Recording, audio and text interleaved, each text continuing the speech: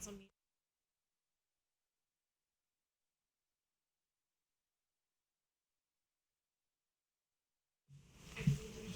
Flag, United States of America, to the republic for which it stands, one nation, under God, indivisible, liberty and justice.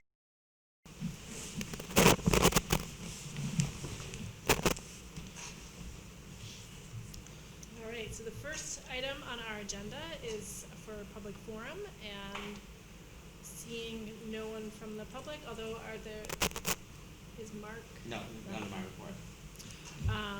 So seeing no one from the public, then I will close public forum at 7:02.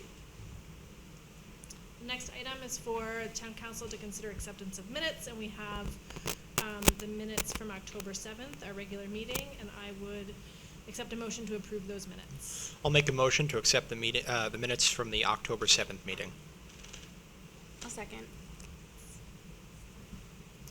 Any changes, questions? Seeing none, if you call the roll, please. Council Dumont. Aye. Council Sanders. Aye. Council Blackstone. Aye. Council Brayback. Aye. Council Kuiper. Aye. Council Weinstein. Aye. Motion passes 6-0. And I also just wanted to say that Councilor Burns is away, and so she is excused this evening. The next item is the town manager's report. Thank you, Madam Chair. On my unwritten report, traditionally for this one, since it's the budget presentation, I don't have a written report, but I do have two items. Just want to remind everybody that this is our last town council meeting before the general election. And I know the town clerk has requested everyone who can to please sign up to work during those days.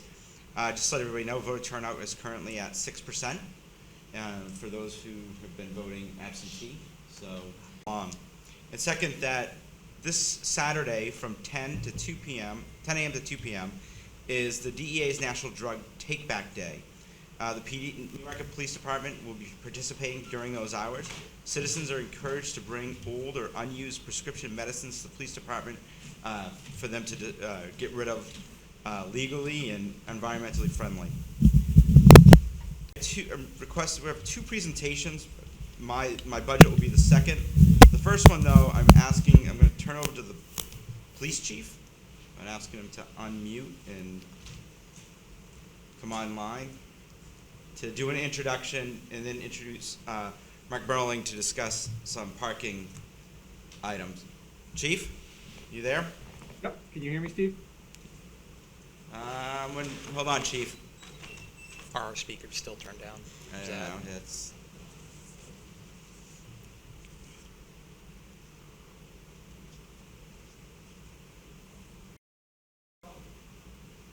Can he talk or? Testing 1 2. Testing 1 2. I can't hear you yet. I'm going to try and unmute me. I don't know if that's it. Nope, that's the feedback. Yeah. Tim?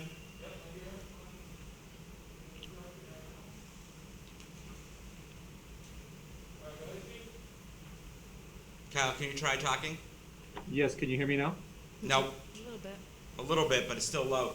Is it the TV's not up, Tim?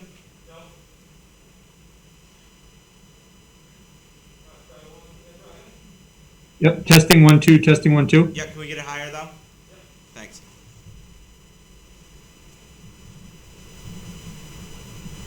Go ahead. Are you all set? Can you hear me? Actually, now Tim is off.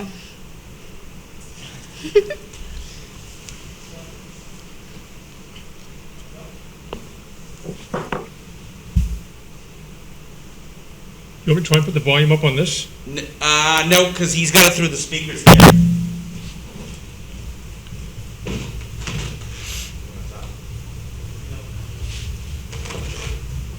Chief, can you try again?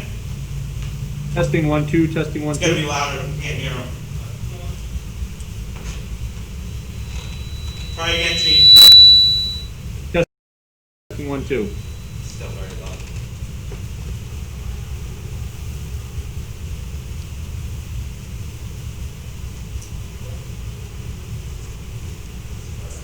Try again. Testing 1 2. Testing 1 2. Thanks. Okay, go ahead. All right. Glad you can hear me. Tonight, thank you for having me and having Mark Burling from IPS Group come speak to you. This is a long time coming.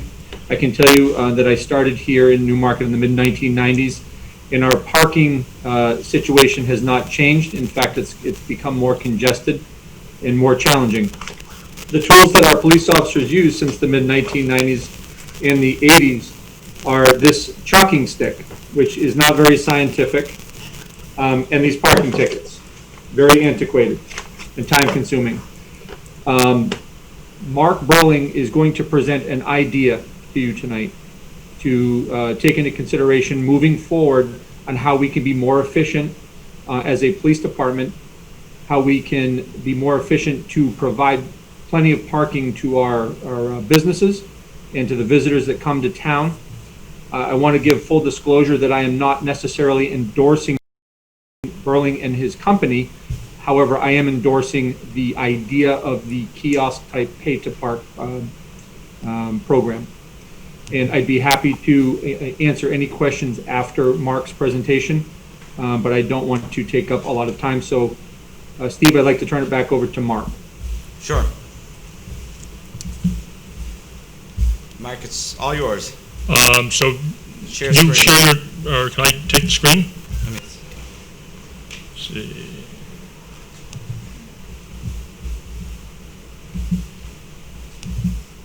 I'm gonna unmute myself yeah, I'm here. trying. Okay.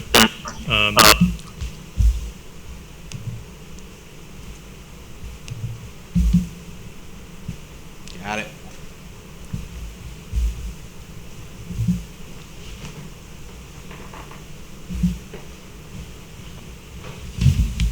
So first of all, I want to thank everybody for your time today. We had some conversations in the past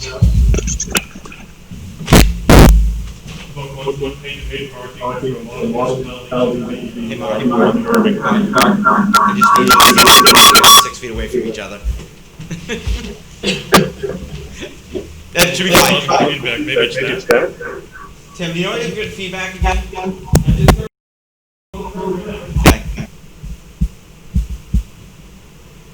Okay. Okay.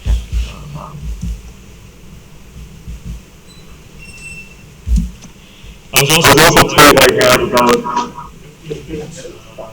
I'm going to try and go fast and skip over some slides to cover the points that were brought up by the chief and showed you how other municipalities that I've worked with in New England have gone from unpaid to parking successful.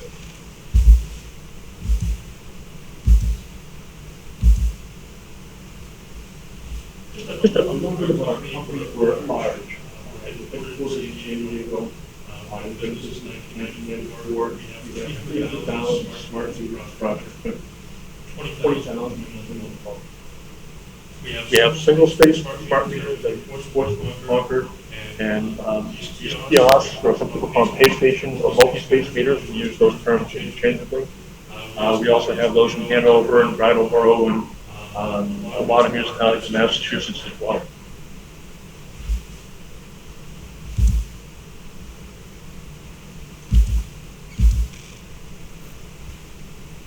So just a little bit about what including we have a common back in cloud-based stations and our space market and our nearby phone and our enforcement and permanent, so you don't have to worry about that talk anymore.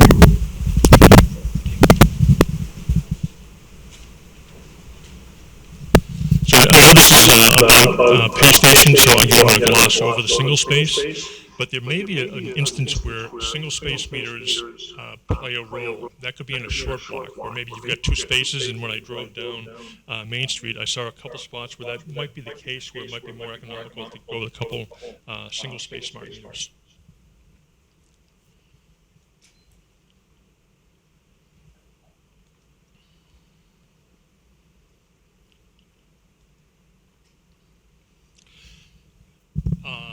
One feature we have that I think is pretty unique and that would help your constituents is an application called My Parking Receipts. And what it does is you can either do a one-off by putting in the first 6 and last 4 of your credit card and the date range and get any transactions in any municipality that you've done business with or parked at. If you actually register for an account, you can put 2 credit cards and up to 5 vehicles attached to that. And when you use it with this pay station, like the chief wants, what we'll do is auto-populate the plate when you put the credit card in. So it goes to our back end and pulls one of up to 5 vehicles. You can hit the plus or minus key to change vehicles. That's really important, especially when you go from unpaid to paid, because people, the biggest thing they forget is their plate number, unless it's really easy to find 312 6200. Most people aren't that easy. Another thing is they may transpose letters, numbers, ones, zeros, and they get a citation. You certainly don't want that when you're starting your parking program. So if you publicize this as an option, put a barcode on the side of the meter, sign up for my parking receipts, that will really make it easy for people to complete the transactions using a credit card.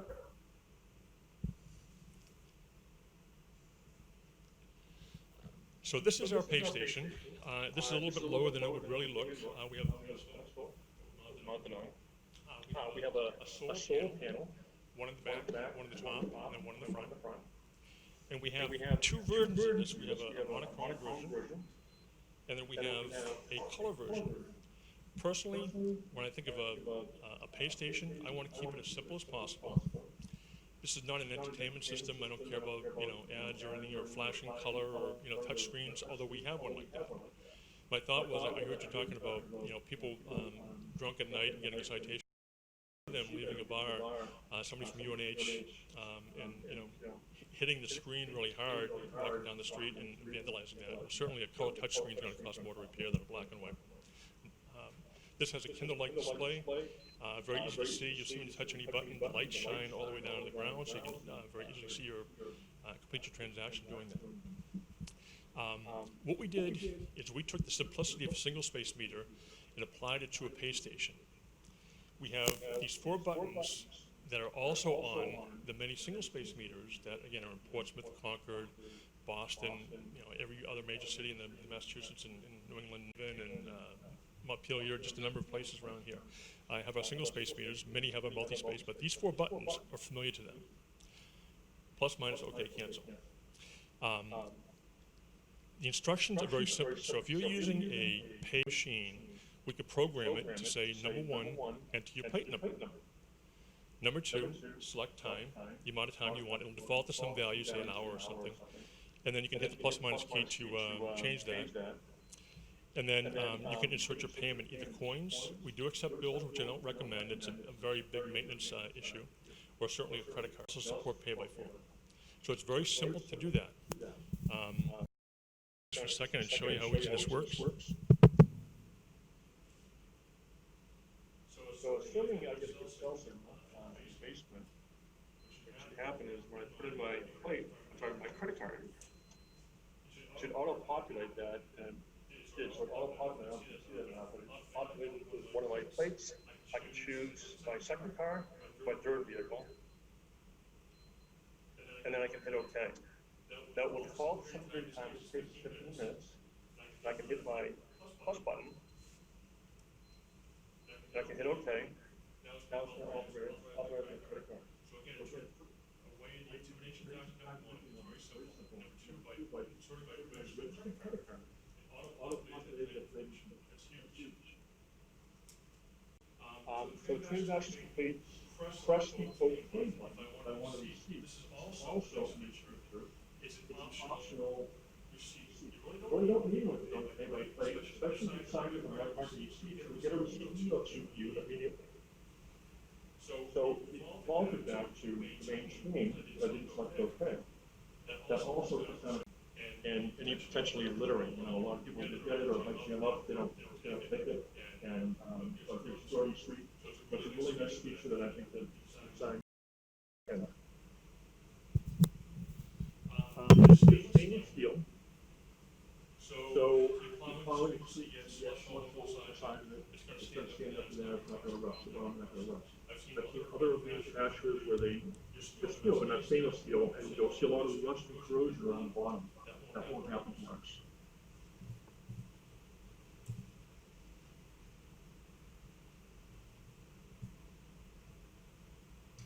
again, there's our newer version right there. It's color, but certainly it's up to you which version you want. Our back-end management systems, I mentioned, is cloud-based. There is roles-based login. So I may have access to the database system only. Maybe Steve has access to the enforcement. And we do permitting as well. So depending on who you are and what rights you have. As far as reports, the financial person, they only have the rights to see on the credit card celebration, the daily revenue, those types of things. Somebody else, a technician that works for DPW, and they're responsible for maintenance. They do look at battery strengths, the point jams, and so forth, and construction accident. They can also have alerts sent to them through.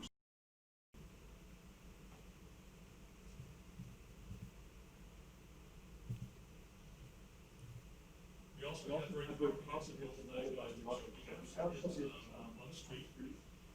Let's say they're doing a collection of meters, and somebody struggling to make a payment there with the meter, and they say, somebody's money or whatever, they can bring up through one of the reports, one of the screens up here, transaction information, look at that on the meter, see what's happening in the meter. One of the things you can actually see all that information. Well, you put it in 3 quarters, how 1 quarter, most likely put it into 2 quarters. You can also, on the right, this is more for the chief, there is enforcement detail, so it gives you the details of every complaint. The status of that. Green is certainly still valid. And red is expired. So that's the reason why I see on full time.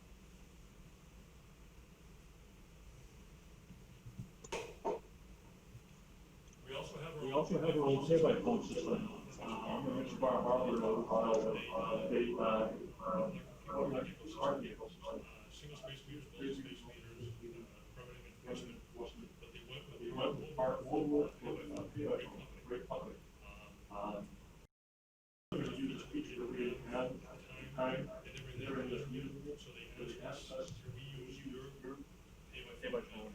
Cheap, don't charge on large meters, because for us, it's just an add-on. They got to test how they make their money. And then that reporting, our smart will show up in our reporting, and reconcile all the revenue.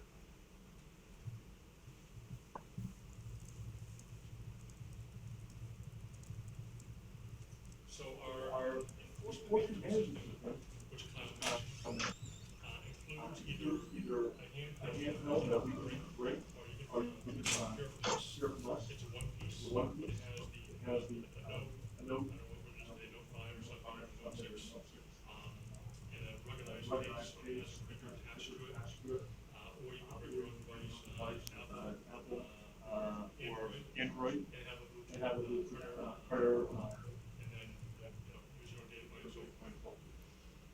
The system allows you to use warnings. It allows you to do citations. It allows you to do time limit tracking to be done by just electronically selecting the bells and position of the bell on the timer. You just select the front and the rear, and then whatever your time limit is, say you have 2-hour time limits on the street, it will send you a push notification on your device letting you know that the time has expired. You can go back there and see if the car is still there. If it is, you can write a citation. So what that's going to do is help you promote turnover downtown. In the middle is the enforcement management system, again, cloud-based. That's where the town is going to administer the citations, where they'll be able to look at any payment information, run 30 or 40 reports, schedule hearings, and so forth. The citation portal is where anybody who received a citation, on the back of your ticket, they'll say, go here to view or pay the ticket, and there'll be a URL, and they'll log in, and they can put in their plate number or citation number to retrieve that information. The beauty of our system is we allow you to attach photos. So let's say somebody parked in front of a fire hydrant or in a handicap zone, they weren't handicapped, and you've taken a picture with that. That's going to show up in the back end. So now there's no more moving your car a little bit and taking a picture with your phone saying, I've really didn't park here, you know? You're gonna have it. So that really increases the validity of the citation, so you won't be avoiding that many. So it's a very comprehensive parking ecosystem. The nice thing is it's tightly integrated with our meters. So these are different zones within, again, much larger than Newmarket, but there's different zones. Each one of those circles is a zone with a number of spaces within that zone. And by color coding, it lets you know which ones you should really spend attention with. So the ones over all the way to the left, the red ones, is probably where I'd go. You've got more violations there than you do to some of the green ones. So you can select that on the left, select one of those. Then in the middle, it'll say I've got it'll say you've got 6 violations, and then you can see the violations on that particular block. Again, tightly integrated.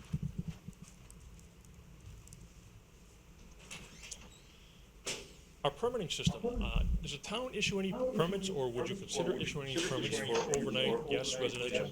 Okay. So that's probably done manually as well. People have to come in and apply for a permit.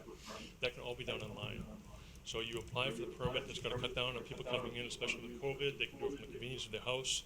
Whatever you require for validation of that particular permit, residence, tax bill, whatever it might be, they can take a picture with their phone and attach that to the permit application itself. Somebody in the town is going to look at their inbox, and they'll see all the permits, and then they'll be able to accept them or deny those permits.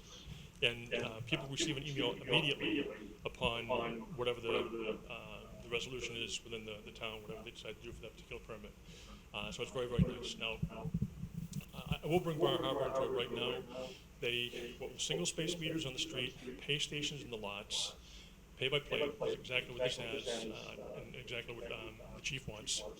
They're using LPR. LPR is license plate recognition. So I can't remember if folks have that or not, but you can buy a camera essentially. And what that does is we're passing the plate information to an LPR system. And as the vehicle, whoever's doing enforcement is driving down the street, they'll be reading those plates, and again, we're passing the plate information to that LPR system. That's going to make it very easy for them to enforce. It also makes it very easy for validating permits. So you have a certain lot where you have permits, they just drive in that lot, and it's reading the plates. These are all valid, these are not. You don't require stickers or hang tags or anything like that. They're just very, very simple. But again, if you still want to use hang tags or stickers, you can do that. You can fulfill them yourselves, or we can do that. We do that as a service.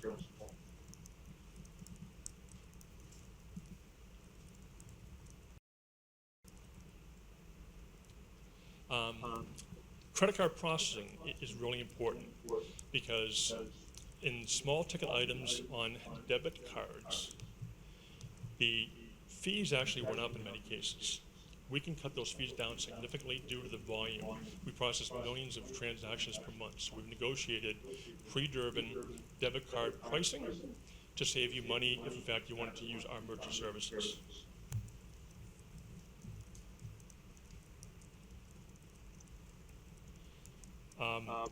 We have 24/7 customer service. On the weekends, there's always somebody on call, so you'll get an answering service if you need them.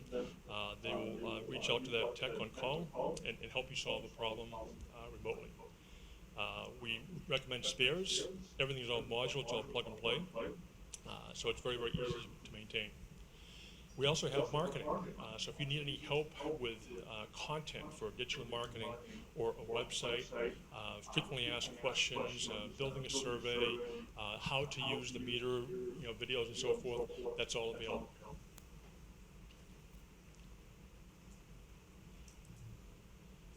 And I think what I'll do at this point is show you one more thing.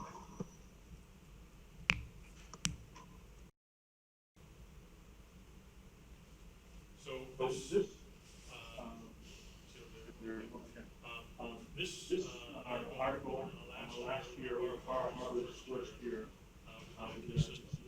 they made the amount of money they thought they were going to make. It was that successful.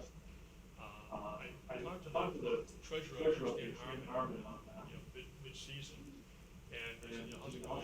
He said, said that they're so happy the business was much higher than the year before. Employees were parking in front of their establishment. They're parking in, off street, just in the areas.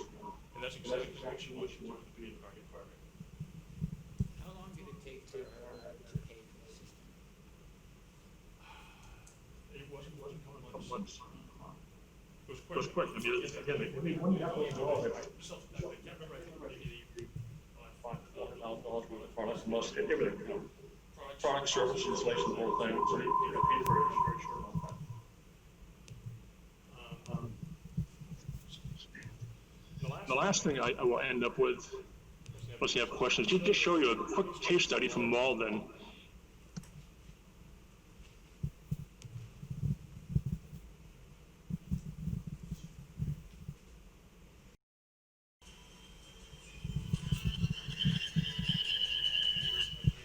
Yeah, I think it's.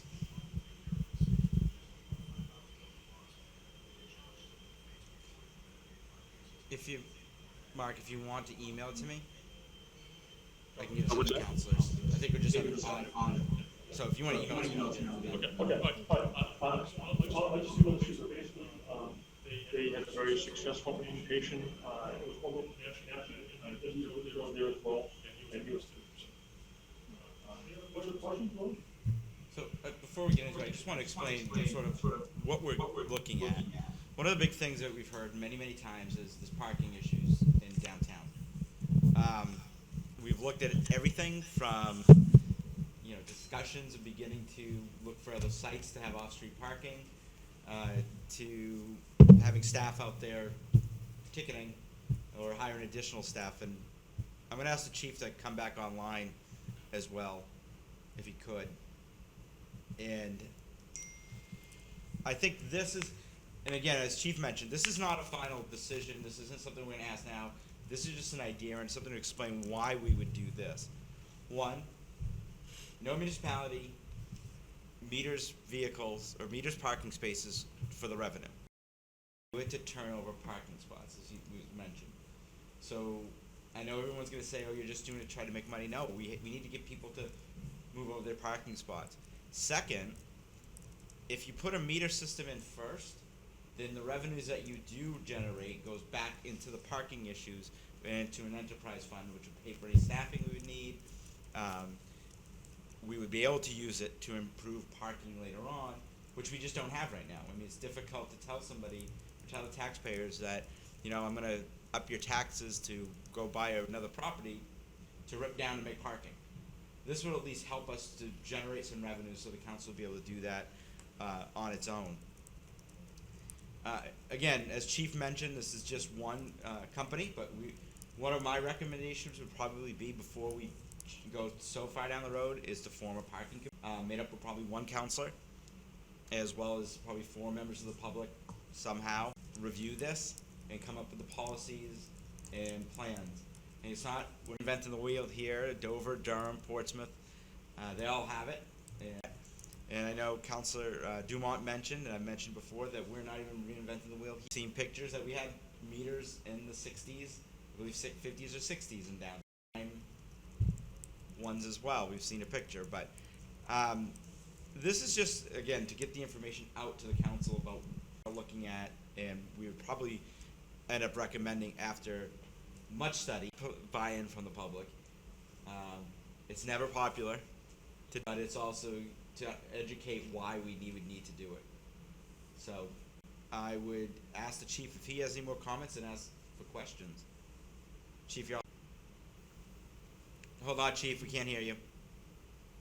Are we thinking Main Street or? We gotta wait. Yeah. Tim? Chief, try again. Can you hear me? Barely. Test 1, 2. Still low, Tim. Try again. Test 1, 2. Test 1, 2. Test 1, 2. Test 1, 2. Better. Okay, go Can you hear ahead. me? Okay, I just want to leave you with this thought that the current system that we have in place right now, you have a patrol officer on duty. responsible for handling police call parking enforcement. When the officer has time between the hours of 6 a.m. and 6 p.m., he or she will walk downtown and unscientifically chalk tires with this piece of chalk. If after a 2-hour period that officer is not tied up with a police call, that officer will go back downtown and walk Main Street again to look to see if the mark on the tire has moved. It's not very scientific. It takes about 30 minutes for the officer to walk Main Street and chalk the tires. It takes about 45 minutes to 55 minutes for the officer to enforce the 2-hour parking. So we are not operating efficiently, and I think the pay to park program and idea would move us in the right direction. It would create a constant stream. I couldn't speak of how much revenue, but at least revenue would be coming in that the town could put aside for upgrades in the downtown. And it would be much more efficient way of us enforcing the parking to provide extra spaces for our businesses, extra spaces for our visitors and people who come to town. I look forward to this parking commission being started. We will have probably our patrol lieutenant assigned to that, and I know that he is very much in favor of moving forward in a different direction and coming into the 21st century. So I'll leave it at that. Great, thank you. So I'm gonna open it up for questions. John, you. Yeah, Counselor Piper. are there sensors actually in the parking spaces? So with a kiosk, there are no sensors. Okay, so everyone's reporting, so it doesn't know if a car's parked anywhere or not, it just knows if, so the officer can look on his tablet and say, these license plates have paid. So I guess if someone parks and doesn't pay at all, then the officer has to, physically walk by and see it, right? Right, so he can look on his handheld, they have our enforcement solution, or even our mobile app, which is not enforcement solution, but it shows the paid spaces. If I go to this meter, your late lease meter will go, 1 through 5, so meter 1 covers these blocks in this block. And I go to meter 1, okay, plate 1, 2, 3, 4, 5, 6 is not on here, I'm gonna issue a citation. So we're not numbering the spaces and then putting that in, just the plate? No. Okay. I had that question, and then, does Portsmouth, you said Portsmouth uses this system? Well, they have our single, have somebody else's multi-space, we didn't have. Okay. When they did, but Okay. I'm familiar with it, So they're probably not using the same app? no. Okay. It just seems like to me if people had the same app when they went to Portsmouth, it would be easier for them to use it when they get to Newmarket or vice versa. Right, not downloading a bunch of different Yeah, parking yeah. apps, I yeah. make a good point, so the pay by phone app, you can certainly use whatever they're using, I think they're using Park Mobile, I think. But I know Ben Fletcher, he's the parking director, a great guy, I can find out what they're using. It just seems like it might make sense because if people had done both, Right, yeah. For example, I'm trying to think of what it's called, I think it's Easy Park. It's a way that you can purchase, it's basically like this little yellow square, and you put money on it, and instead of going to the meter, you hit a button, and you throw it in the window and it pays. It deducts from that. Dover uses it, Durham uses it, Portsmouth uses it, Manchester uses it. So it makes sense, because odds are if I'm gonna park somewhere, it's gonna be one of those places, so I purchased it. But those are the kind of things that we would look at to try to get a similar situation. Yeah. They're not all the same, because Dover, it's switched even in some, like I know Dover did one thing, now it's got a different way. But asking parking spaces in the garage, it's just trying to make it possible. And you're right, I mean, license plates are not always the easiest thing to remember, so. Yep. You could use, one is called Pay and Display, where you just put the amount of time on, you get a receipt, you have to go back to your vehicle, put it on there. The enforcement officer walks up and looks at the dashboard to see the expiration time. Boston actually still does that, believe it or not. Well, doesn't Pay and Display allow you to get more revenue than the time? In other words, when they leave, you can't then use that time. Well, same with plate does the same thing, because it's plate specific. Oh, yeah. So typically, if there was, say, 5 hours on a busy day and $1 or something, do you typically get more than $500?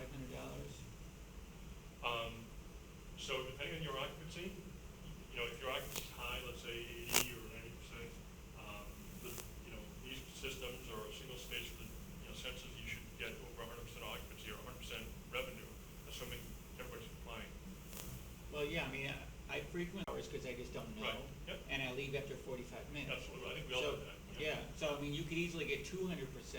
Correct, yeah. Right.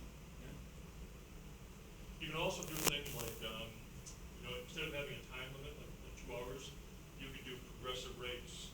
We're gonna charge $1 for the first hour, $1.50 for the second hour, $2 for the third hour, like Albany, and I think even Portsmouth does that, so you charge more per, and just eliminate that, just make the only park, all day on the street. Well, like Durham has the first hour is free. Right. So you can do something like that also. I believe that would be, pretty much, yeah, per plate, and then the first hour, I think would be free. I'll have to double check that, but I'm pretty sure. Council I know Sanders. we're not close to that decision yet, but I'd like to suggest that we do consider having 15 minutes or a half an hour free, so if people are running in to get their chicken order or running in to get their order from Johnny Boston's. I know it's really annoying when I go to Portsmouth to pick up food and I have to pay the meter to spend 5 minutes to go in and get my food. So it would be helpful if you gave them 15 or a half an hour to go get their coffee or whatever and move on. That's a good point. I'll just mention, what Malden does. I don't know if it's on, Steve, the case study, or you can just go to our website, I guess, we're making a look at case studies, probably the third one down. But they have single space with our sensors, and one of the values of having is it can give you the free courtesy time automatically. So you don't have to touch the meter at all. You drive in, when 15 minutes free. They only do it at the CBD, so right at the core downtown, they don't do it in the outlying areas. Did you have a question? I believe yours 15 minutes is free. Yeah, they have it advertised in like business windows. Yeah. But didn't it used to be, right? I don't think so. It was shortly after they started, they brought it in. I think it was maybe 6 months, and they said, no, what, we're gonna do the first 15 minutes free. Better buy-in Any- that way. Any other questions? What I recommend you do is a book by Donald Stroop, S-T-R-O-U-P, I believe. It's The High Cost of Free Parking. Give everybody that's part of the new parking committee a copy of that book, and I think you'll really learn a lot from it. The high cost of free parking? Yeah. Great. Well, thank you so much. Okay, thank you. Thanks. Chief, did you have any other comments that you wanted to make? I did not. Have a great night. Great. Thank you. Okay.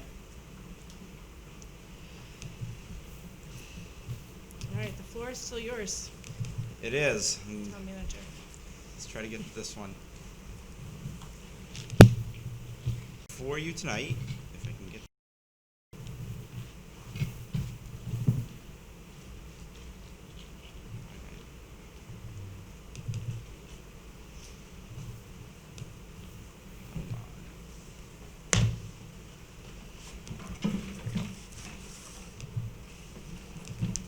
There we go. Before you tonight, and on your desk, you have my proposed budget to the town council for the fiscal year ending June 30th, 2020. As the council is aware, on Saturday, beginning at 9 a.m., we'll be having a budget workshop session, in which department heads will come in and present their budgets to you, well, explain their budgets to you, at which point in time I will also explain any changes that I made to the budget that I presented to you. When I start the budget, I look at economic indicators.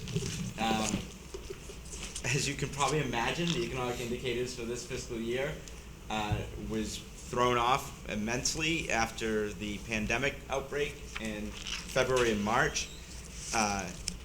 In the written budget, I do spend much more time on that and on some of the impacts that we're seeing. But some of the things I do look at is first the consumer price index, which is the percentage growth of consumer goods year over year, usually oil, food, clothing. For the United States, last year it was an increase of 1.3%. This year it went up 1%. For the Northeast Regional, it was 1.1%. It stayed the same. And for Boston last year, the increase was 2.1%. It only increased 0.8%. Mainly, cost of oil did not go anywhere because nobody was going anywhere. Cost of food did go up because of shortages, but also people weren't going out to eat, those kind of items. So we just didn't see those kind of impacts. And the bigger one that we look at is the next one, is the unemployment rates. As everybody knows, immediately after the pandemic, there was a huge unemployment filings. This is actually year on year for the end of the fiscal year. Beginning of the fiscal year. The United States unemployment last year on July was 3.7. This year it was 10.5.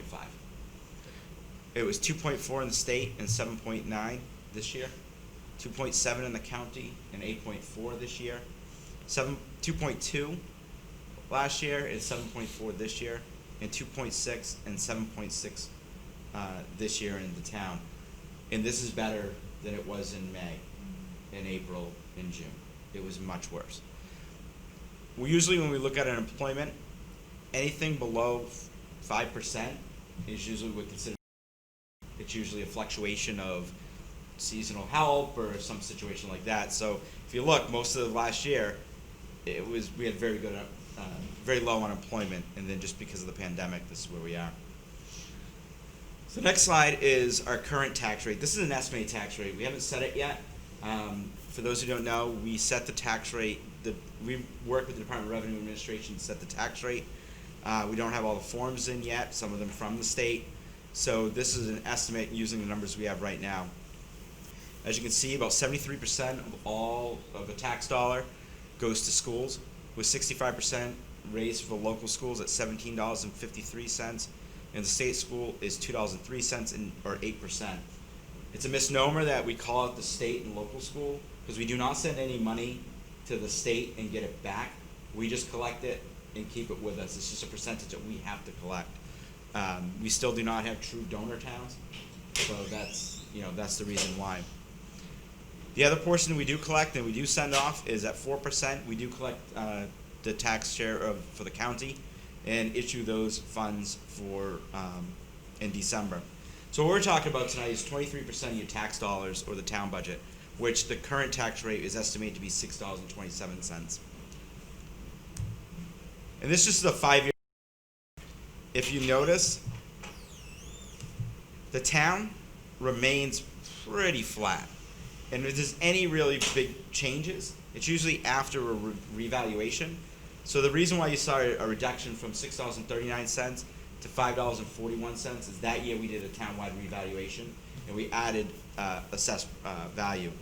So it usually stays pretty flat. And then just a comparison where the school is and where the state and the county are, we are relatively flat. And as I mentioned, this is the assessed value of the town. We're anticipating our assessed value of the town to be $980,094,732. Why is that important? For every tax dollar that we raise $980,094. So $1 equals almost $1 million. In comparison, back in 2018, we were only raising $763,201 for every dollar. So that's the year we had the revaluation. Finally, the budget. I'm recommending a bottom line budget of $13,679,433, or an increase of 3.37% over the previous year. The budget increase is $446,226, with the enterprise funds, which is water and sewer, seeing $93,553 increase. General fund, which is the basically everything else, is $228,448. The special revenue funds, which are the recreation revolving fund, solid waste, and library, we're seeing an increase of $124,264. So the general fund, I'm proposing at $8,719,292. The special revenues at $1,449,315, and then enterprise funds at $3,510,826. Now, where's the increase going? About $20,000 that the general fund is going to health insurance increases. We did receive our guaranteed maximum rate increase from the health trust, and that's 6%. So we'll go lower than that. The New Hampshire retirement contributions, we're seeing an increase of $33,000 $326. That's set by the New Hampshire Retirement System Board of Directors. We must contribute this, and we were anticipating an increase because their return on investments has not been there as it has been recently. So this is us making up that difference. The next, police salaries is a contract. We passed a budget, police contract a few years ago, so this is the increase in their salaries at $78,935. Public Works' overtime is at $10,000 because we're budgeting to actual. We were under budgeting that for a few years, and it's always been coming in at $10,000 more, so we're going to do it to actual. Fire department part-time salaries at $26,062. We implemented a program a few years ago. We were having call response issues on the weekends, so what we're doing is now increasing stipends, so firefighters are on call during the weekends on a stipend basis, so this covers that. The recycling contract and solid waste disposal, as you can see, it's a $105,000 increase. There's no market for recycling. Solid waste is going up. I mean, that's just the nature of the business everywhere, and that's what our anticipation is for a new cost there, as well as $19,000 in construction debris. We're not recommending any new programs. We're not recommending any new hires. It's we try to keep the budget as level as possible, but this is what we're seeing. The other item is that we contribute money to capital reserves funds. Capital reserves are our savings accounts, and we do certain projects from these. In the budget, we're proposing the Public Works receive $75,000, building improvement at $20,000, improvement at $200,000, storm management at $25,000, fire department a $50,000 contribution. Police vehicles, we've removed that from the capital reserve fund to an operating expense, because vehicles are one of those things that we replace every year, so it's an operating expense. So we did not contribute to that, and there's still $160,000 remaining in that fund. Police dispatch equipment, we've added $10,000. The Veterans Memorial Trust, the $2,000. Revaluation, we stopped contributing that because it's part of our contract with our new assessing firm, MRI, so we don't have to do a big payment every 5 years as required by state law. The master plan is, we're contributing another $10,000 to that. Our 300th anniversary expendable trust, our 300th anniversary is 1727, so we've been putting $2,000 away since I've been here, so we can have a party in 2027. Compensated absence expendable trust, that is where we go in case of somebody retires or leaves service with the town and we have to pay back any owed time, so we go there instead of trying to hit the budget. And we've had a number of retirements in the last few years, so that fund's very low. Our actual compensated absence risk, which won't happen if we all shut down, is about $300,000. Library is asking for another $10,000 to theirs. Recreational facilities is $15,000. And technology is $20,000. That's the large increase. We, with the new IT firm on and the new director of finance and information technology, they're finding a lot of things that we need to upgrade, and so we need to put more money aside to do so. But overall, you're seeing a reduction of 16% over the previous year. That's because we had contributed a large amount for recreational facilities last year for the splash pad that should be done this year. The revenue budget. Everybody looks at the expenditures, but we also have to look at the revenues that offsets those expenditures. These are the things that are not tax dollars, but other fees such as motor vehicle registrations, fees, funds we get from the state, and other items. Last year we budgeted $7,057,520 in revenue. This year we're anticipating higher at $7,408,644. This is not, when I say that, we are reducing what we're anticipating in revenues from the state. We reduced the amount of meals tax that we receive by 20%. That's what most municipalities are doing because that's what the governor is requesting the state budget to be done. It could be worse, but also we're also anticipating a reduction in the highway fund that we normally receive. We've already received notice that that's going to be lower. partially the reason why I didn't increase the capital reserve fund. We are gonna be using fund balance, about $500,000. It will still will put us at 7%, which for our fund balances are what many people refer to as surplus, but it's not. I want to make sure people realize it's not cash on hand. The GFOA and the DRA recommends that the municipality, and we actually have an ordinance that requires us to be between 5 and 10% of the gross budget of the town, school, and county that we must have in our undesignated fund balance. By using the 500,000, we'll still be at 7%, so we will have a little bit more if the revenue situation goes further down come tax rate setting time next fall. But also, that's the reason why we have the undesignated fund balances, emergency situations like this, that we could possibly tap it if something drastic happens. Last year, our fund balance, we did not have much fund balance. We could not, because we would have been below our 5%.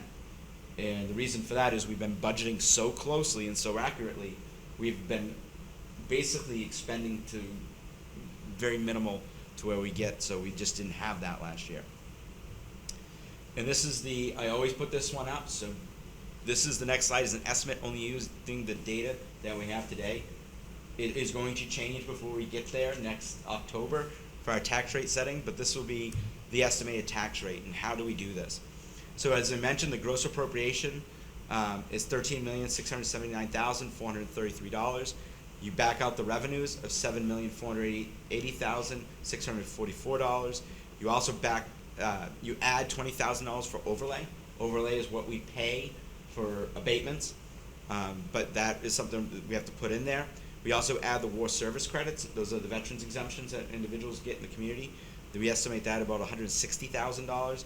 So the net town appropriation is $6,378,789. You then divide that by the value of the town of $980,094,732, and then multiply that by 1,000 to set the tax rate at $6.51, which is an increase over the previous year. And that is my budget presentation. As you will have everybody here on Saturday to have the discussions. We'll be beginning at 9 o'clock with with recreation, so they can get out to do the mini Halloween haunt, followed by police, and I'll actually send that schedule out to you shortly. We normally anticipate it to go shortly after lunchtime. I mean, we've been ending between 12 and 1 recently, so I'd expect that. Just for the new counselors, I know some have been in towns, traditional towns. We do not have warrant articles like traditional towns do. The only thing that we put on the ballot: contracts, borrowing, and the budget. So we don't have, that's why we have all the capital reserve fund contributions. When we do the orientation, we'll go through that more, and how we're closer to city government than we are town government. But budget. And as you said, we'll be meeting on through this. That's and correct. have an in-depth conversation. But if there are any questions at the moment, we can go to Councilor Dumont. I just had one quick manager. You had mentioned beside the police contract. What year are we on? Are we in the third year? Are we in the Third year. Okay, so should we expect that in the coming Next year? two. All Yeah, right. it's a 5-year contract. Oh, 5. Sorry, I thought it was Yep. 3. Thank you. For the town manager tonight. So seeing none, we can. And are there any questions or comments about the department report before we move on to other items? I had a couple comments, so I'm not seeing any others. So let me just find my notes.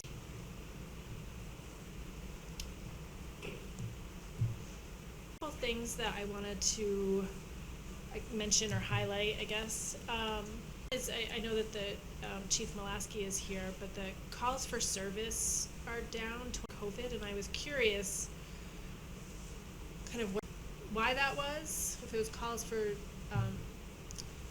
our EMS, what that meant exactly. I don't know if you Yeah, people in the ambulance during the pandemic. They're only still using the ambulances,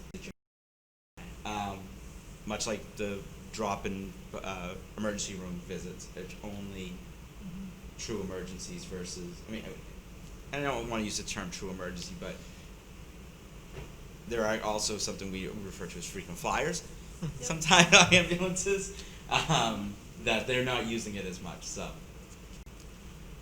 Completely understood. I know my mom is in that situation and has certainly been more hesitant to call an ambulance than in months past. So I totally understand. So that's what I was just curious about. I wasn't sure if that's what it meant. I also wanted to mention that on the police report, overdose numbers are still up, and I don't know if that's a trend in the region or not, but just definitely something. I mean, we haven't seen numbers like that in a really long time. Councilor Dumont. I'm actually glad that you mentioned that, because I kind of wanted to follow up. I'm not sure if that might be some of the mental health concerns about being in the lockdown pandemic. People who may have had access to resources beforehand don't necessarily have those, but if we have any sort of information as to why we're seeing the uptick, I think it'd be helpful. Maybe there are areas that we could better address in our community. Yeah.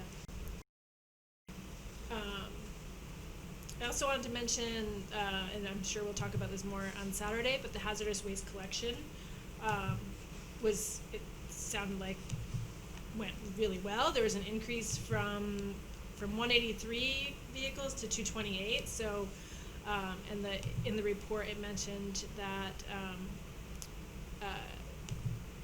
the Public Works will be recommending shifting that to annually. And so my question, and we could talk about this on Saturday, is just, does that mean that we would assume it would, because if it costs, $15,000, do we assume that it would be that annually, or do we think it would more net out around $10,000 annually if we did it every year? So it's just a thought about that. And so from the environmental services report, I thought it was really important to note that we have started testing for PFAS, and there have been no contaminants in Newmarket, so in our Newmarket town wells. So I think that's just really important to note. One thing also, that the Public Works Director sent me a text message this afternoon. The dam has been begun to refill. It's just the coffer dam that's holding back the water, but the river's starting to be refilled. So the water levels will be going up. They're still working there. It's not done, but the water levels are going. They built the temporary dam around it. Okay. So. And then I just have one other comment, and that's that on Monday, the town manager and I met, and Sean Gregg, who's our environmental services director, met with representatives from the USDA and to talk about the water projects and the rural development grant that we've received, and it was really just a great meeting. And Sean Gregg has been in front of us many times, and certainly in front of me many times over the years, and I think it's just a real testament, their confidence in our town and in what Sean has been able to accomplish. It's just great to see. It's nice to see us doing good things, and it's nice to know that we have such a strong advocate in that role, and with Steve also, just being good stewards of our tax dollars. When we start talking about the budget, I think it's really important to note that. So, and some conversation about maybe what we might be able to reach out to that agency for future projects. So, so that was a great meeting. And that's all I had. Again, if anybody else has any other questions or comments, if not, we can move on. So I'm seeing none. So, committee reports. Are there any committee? Councilor Hector. The Conservation Commission met this past week, or last week, I guess. And the Clark Farm easement was approved, if we all remember that. It goes, I guess, to a final review by the legal team, and then it will come back to us in a meeting or two for a final vote. Come to us. Yes, well, I think we'll have one more, we will have a vote, I can't remember exactly the terminology, but I think taking over the executorship of the property. Any other committees? Councilor Dumont? Budget Committee will be meeting Monday next week at 7 p.m. And we have established a meeting schedule for what we're expecting for the budget. So it's going to look like a couple of Mondays in a row right through, but hopefully with our financial situation, they won't be as long as they have been in years past. So can I just ask about the schedule? Because Sure. I'm super curious about it, and I'm going to try to attend. Oh, well, first of all, are you guys meeting in person or via Zoom? It is all via Zoom. I don't think we have a space large enough to host everybody. Okay. And so when you say a bunch of Mondays, So I've got November 23rd for the town.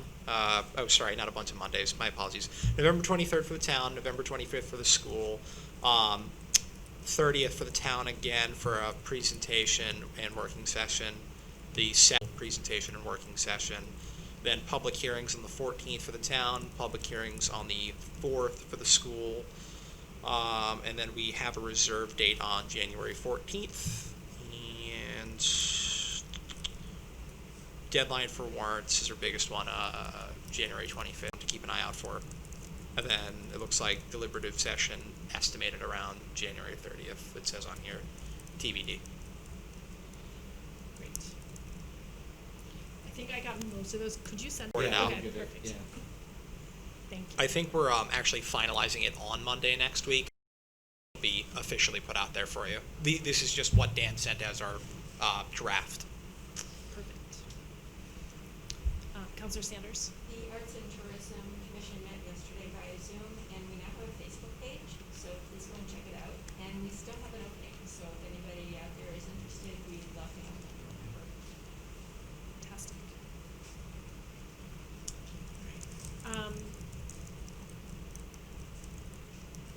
I honestly had until as we started to talk, but we were going to talk about committee reports tonight, or committee assignments We were. tonight. That's probably better with Council Burns not here, so, Oh, right.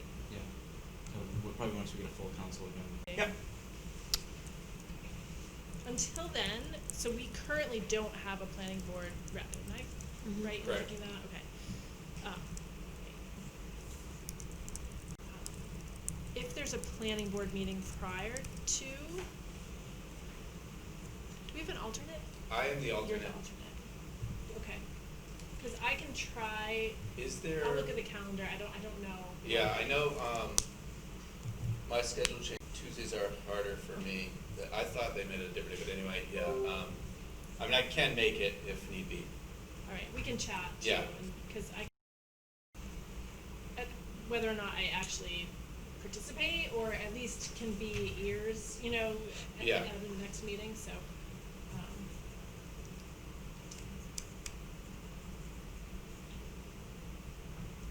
Any other committee reports?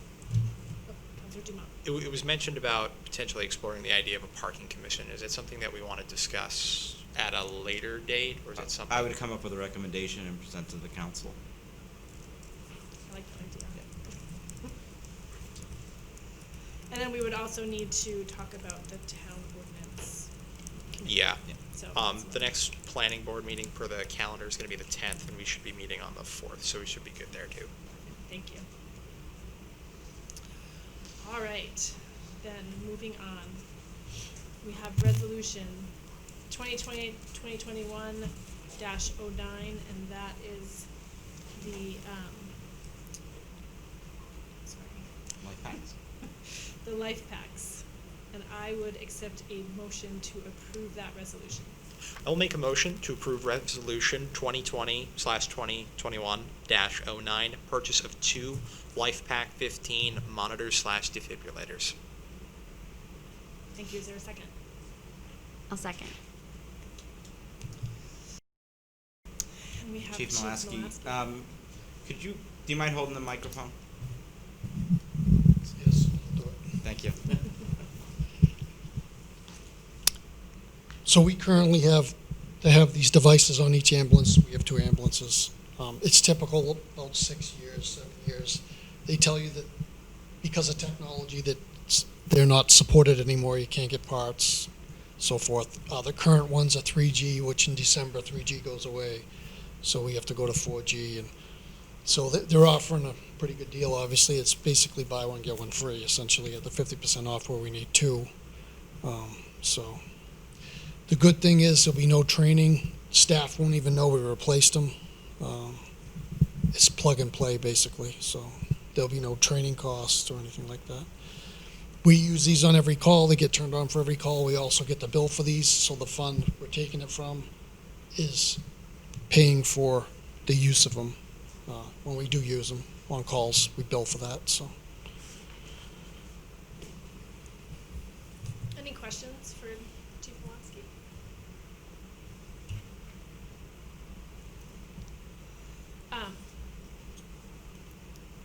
I did just want to say that I think that it kind of stinks that they say that they're that the useful life is 8 years.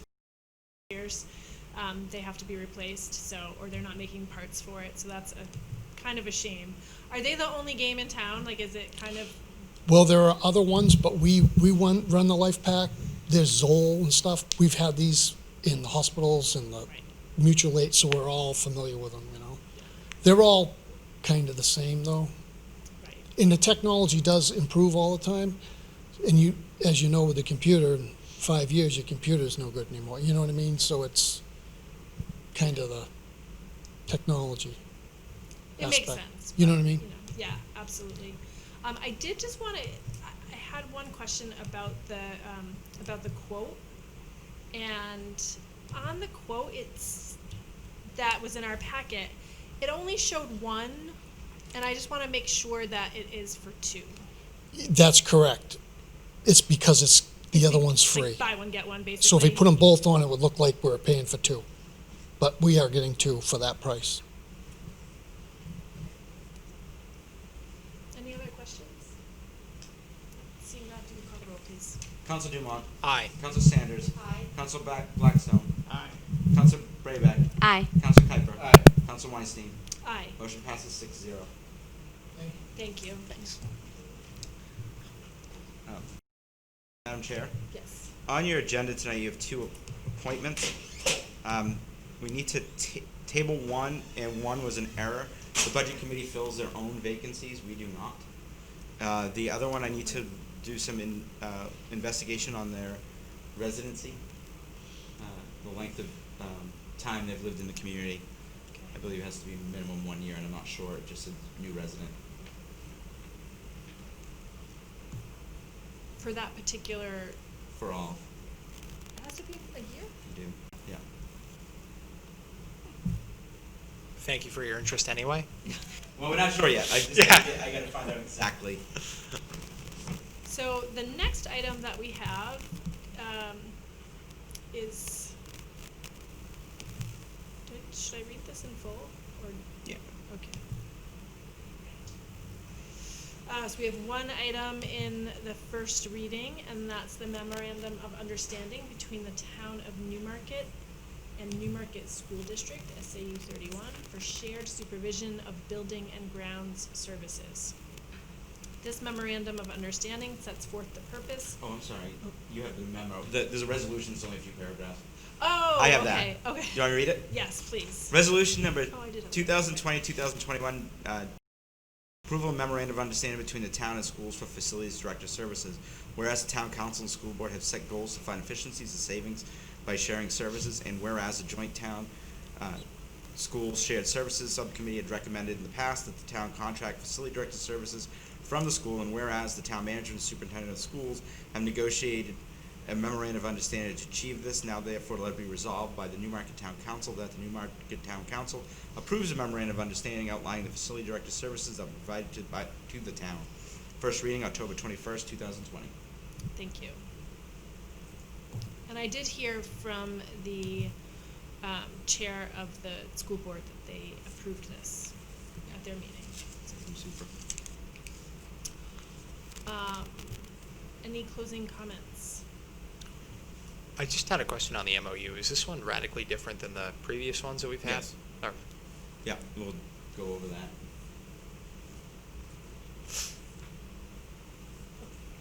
I just wanted to follow up, from our meeting last week with the, planning board about the impact fees, and where we're gonna go with that, just because, it seemed like the planning board was expressing some frustration. In fact, they brought this up, I think many, and it hadn't gotten acted upon. I just wanted to make sure that we kept that in the peripheral or whatever, and I was wondering, so I don't know, does anyone understand this whole impact fee thing? It's a little bit confusing, but basically, every time you wanna build a house here, you have to pay these impact fees, and these impact fees have to get tracked into an account and spent very specifically on certain things. The problem is that we have to update what they can be spent on, and it's gonna cost 30 grand. And as a result, 90% of the impact fees get waived by the planning board. So we're in this kind of thing where you have to spend money to get more money, to raise more revenue by these impact fees. But one thing I had thought was, would it be possible to get rid of the impact fees and increase, the building permit per square footage fee, on new construction? Right now, it's $5 per square foot.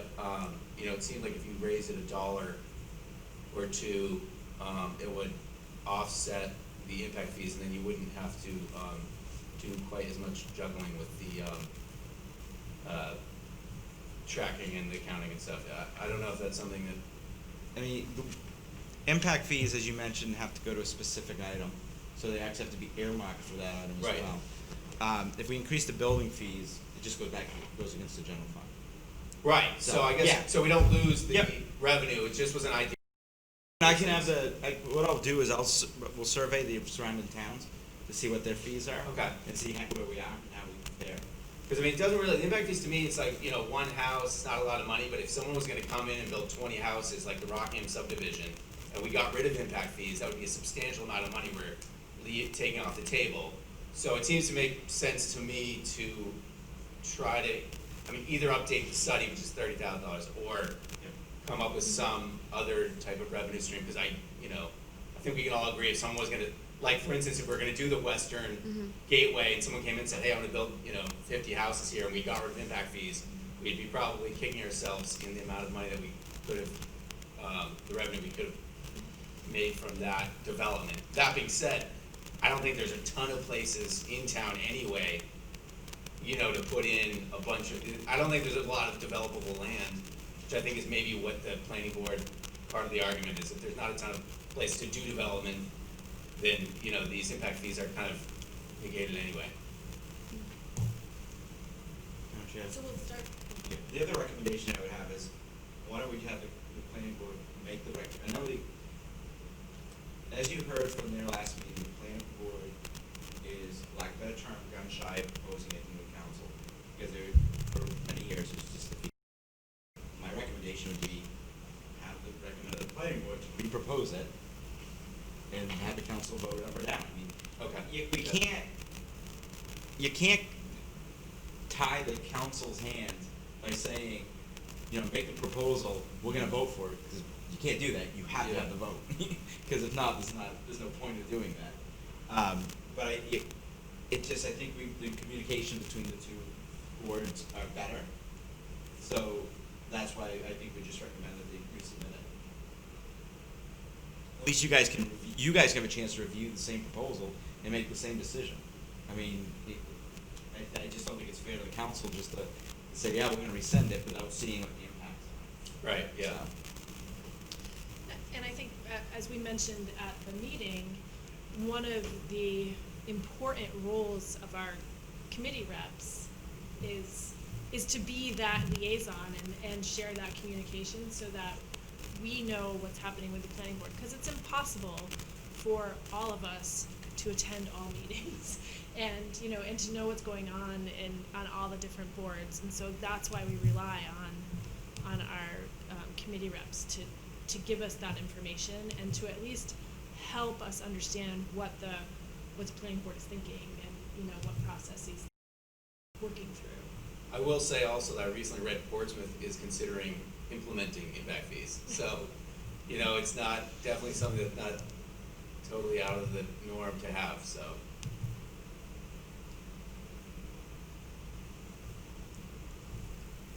You gotta break. Think higher. Thank you. Sorry. Can I expand off of Councilor Kuiper and to some points, town manager's comments regarding our meeting with the planning board regarding the detached ADUs?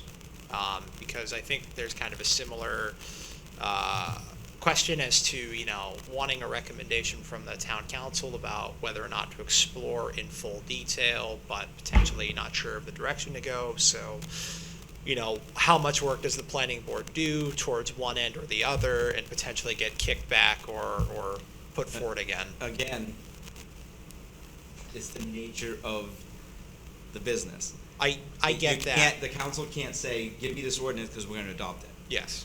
They need to do the research, they need to submit it. We can say, look, we're interested in you bringing that information to us, but you cannot guarantee that you're gonna adopt it. And it's not fair to the rest of the council by doing the same thing. So my suggestion is, the recommendation of the planning board is, bring them forward, council does their due diligence, has their, hears from them, and then make the decision.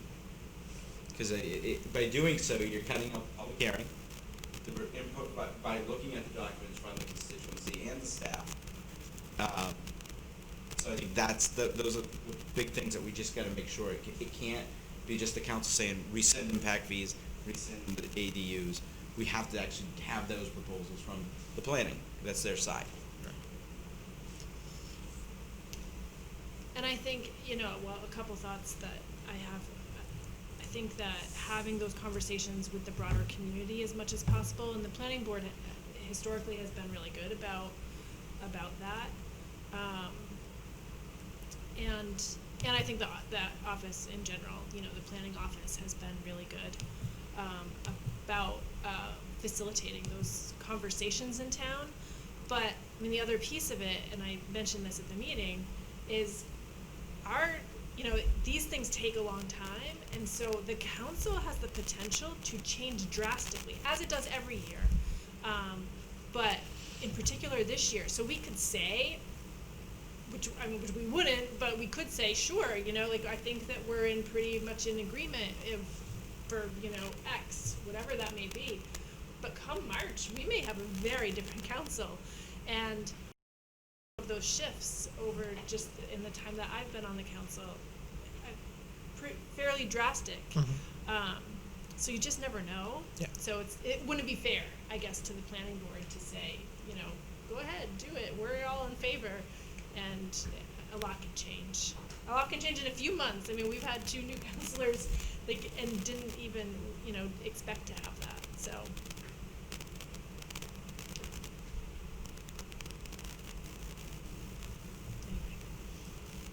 I just have one last Sure, question. yeah. That was about the master plan.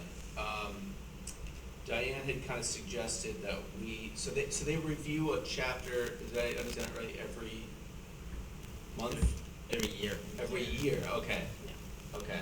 And then it's a 10-year. Right. And then does a private or a separate entity create that master plan at the?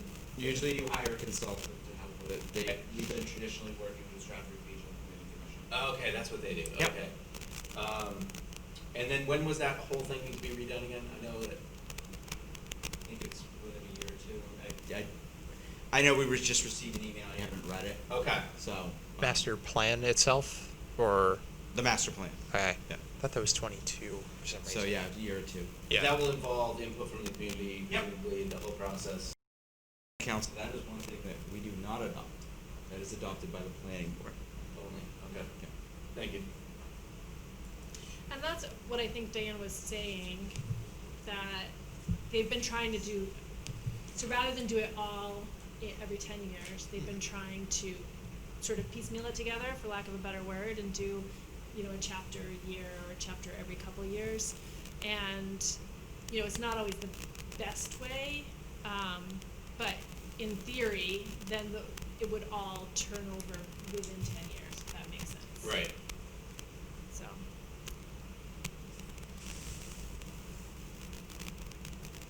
Any other